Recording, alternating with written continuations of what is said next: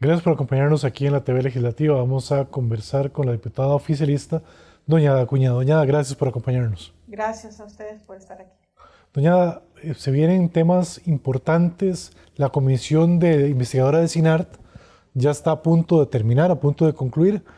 Se presentaron algunos informes a principios de semana, un informe de mayoría, tengo entendido que son dos informes de minoría, uno suyo y otro de don Pablo Cibaja. Así es. Este informe de minoría presentado por usted, ¿qué señala este informe, doña Ada? Bueno, primero que todo, quisiera hacerle un contexto a los costarricenses, a los compañeros diputados y a la Asamblea Legislativa. Mi informe es un informe sólido, un informe que presenta prueba documental, un informe que concluye muy concretamente las cosas en términos de conclusiones y recomendaciones y que hace tres advertencias, si fuera el caso, o recomendaciones a la Asamblea Legislativa, a la Fiscalía y sobre todo hace un análisis realmente de las pruebas, este informe, un análisis de las pruebas. No es solamente presentar la prueba, sino que hace toda una revisión y un análisis de investigación detrás de esa prueba. Entonces, digamos, hay una gran diferencia en ese sentido. No es insertar textos, no es porque para mí la debilidad del informe en mayoría tiene que ver con la estructura, que es una estructura inclusive similar a la que se presentó en partidos políticos, donde en partidos políticos lo que hicieron fue insertar todas las audiencias. Usted en un proceso de investigación usted lo puede hacer, pero lo deja como un anexo, no como parte del contenido y de la investigación profunda que había que hacer. Doña Ada, el informe de mayoría pide investigaciones para el presidente de la República, algunos miembros del Poder Ejecutivo, como el ministro de Comunicación, además de la jefa de fracción del oficialismo, y piden una investigación por presunto tráfico de influencias. ¿Cómo ve usted esa conclusión y qué aporta diferente el informe o qué concluye diferente el informe que usted presenta? Bueno, yo quisiera decir que es como una copia de la intención con la cual cierra la Comisión de Partidos Políticos. Es un enfoque muy claro político de afectar la administración Chávez Robles, de continuar con un discurso de Rodrigo Chávez es el malo de la película, hay que afectar su imagen y por último involucran a una señora, como en este caso, doña Pilar Cisneros, mandándole el informe al Tribunal Supremo de Elecciones. ¿Cuáles son las pruebas? Que era parte de un comité editorial, esa es una prueba. ¿Y eso es legal o ilegal? Es que ese es el punto. Otro elemento que no toman en cuenta esta comisión es que hubo un proceso de contrataciones del SINAR que tienen que ver con la ley de administración pública que cambia en el 2022 y cambia la forma y la presentación y la gestión de la administración pública de los contratos del SINAR en las instituciones. Entonces hay que analizar ese contexto para poder entender cuál es la responsabilidad y cuál fue la gestión de cambio en ese sentido, cómo afecta y cómo no afecta al SINAR. Y un tercer aspecto que tiene que ver con el Banco Centroamericano de Integración Económica, y ahí queda contundente que ahí no hay absolutamente ninguna irregularidad, es cuando el señor Álvaro Alfaro del Banco Centroamericano nos explica cómo se han manejado los fondos en administraciones anteriores. Lo que hizo Costa Rica fue decirle al banco, aquí hay una opción, queremos que sea una licitación pública, que el banco la maneje y que sea un proceso interno del Banco Centroamericano. Ese fue el Doña, modelo de gestión. pero sí se encontraron irregularidades, visto que el caso que a Bulgarelli lo sancionó el mismo banco, el mismo BCIE. Bueno, precisamente, y yo quiero decirle a los costarricenses que nosotros presentamos en la página 60 una prueba irrefutable.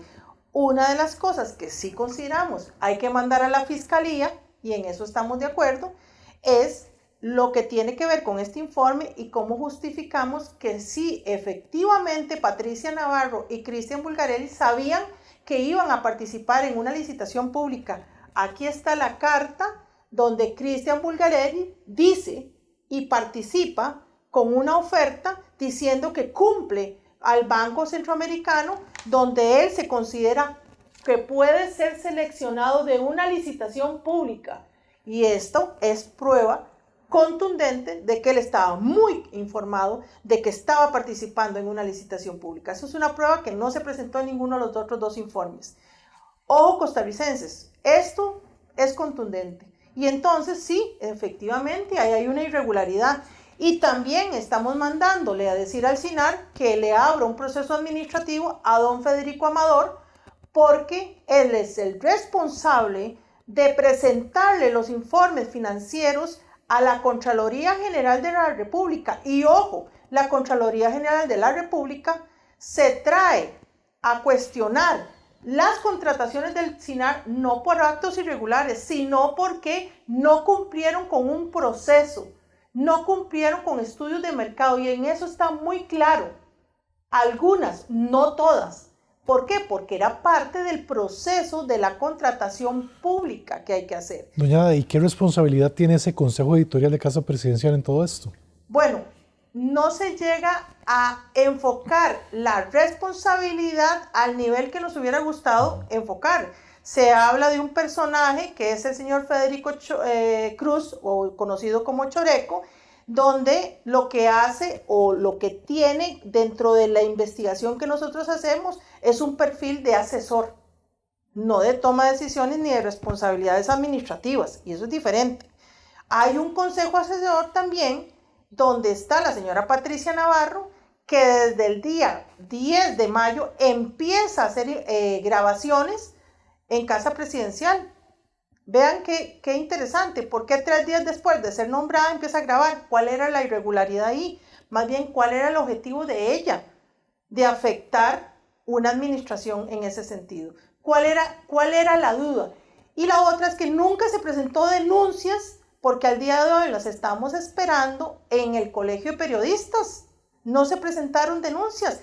Se hicieron llamadas y se dijeron que se presentaron denuncias. Aquí las estamos esperando, costarricenses, las denuncias del Colegio de Periodistas. ¿Por qué no se cuestiona los 50.000 millones? ¿Dónde están invertidos los 50.000 millones? ¿Cuál es la diferencia entre el informe de mayoría y el informe de minoría? Que sí se justifica la democratización de la pauta, mientras que en el informe de mayoría, sin argumentos, están diciendo que es una mampara política. Sin argumentos. Y yo con argumentos estoy diciendo que es una estrategia de democratización de la pauta para que 90 medios pudieran ser contratados con el debido proceso administrativo. Doña Ada, pero ¿qué debe cambiar en ese proceso de democratización de la pauta? ¿Qué se debe hacer diferente para evitar este tipo de cuestionamientos? Bueno, primero que todo, los filtros que tiene cualquier persona y cualquier medio de comunicación para contratar con el Estado son muy claros. Hay filtros de tipo legal y de tipo administrativo. ¿Cuáles? Tiene que estar inscrito en ICICOP, tiene que tener una serie de aspectos técnicos básicos, y eso es una de las cosas por las cuales no se pudieron contratar 200 medios. Solo pudieron cumplir 90 medios. ¿Qué son medios? Ahora tenemos que hablar de plataformas digitales, ahora tenemos que hablar inclusive de influencer o gente que da contenido en las plataformas digitales, y cómo eso tiene que ver con un segmento de público, con una audiencia, con un rating. Todos esos elementos y todas esas variables son importantes para que alguien se pueda certificar como un medio que informa. Doña Ada, pero ¿cómo llegarle realmente a todo ese mundo de medios que usted plantea, de influencers, de medios de comunicación? ¿Cómo hacer esa repartición realmente equitativa? Sin dejar por fuera a los medios tradicionales. Bueno, lo que pasa es que en ningún momento los medios, y eso es importante decirlo, en ningún momento los medios quedaron por fuera. Estamos hablando que del 2022 para atrás solo eran 10 medios los que se llevaban 47.000 millones, mientras que del 2022 para adelante, al día de hoy, se ha distribuido entre esos 10 más 80 más. Y eso es una gran diferencia. En ningún momento se excluye de la pauta porque son medios importantes, pero todo esto depende del plan de comunicación, depende de la estrategia de comunicación que la agencia de publicidad del SINAR iba a hacer. ¿Por qué lo cuestiona la Contraloría? Porque no se presenta bien la planificación del presupuesto para cómo se justifica el próximo año. Eso fue el error. Por eso para nosotros es vital hacerle una llamada administrativa y un procedimiento a la persona que era responsable. Doña, lamentablemente nos gana el tiempo, pero queremos agradecerle por explicarle un poco más a la ciudadanía en qué consistió ese informe. Gracias, muchísimas gracias a ustedes. Continuamos con más aquí en la TV Legislativa.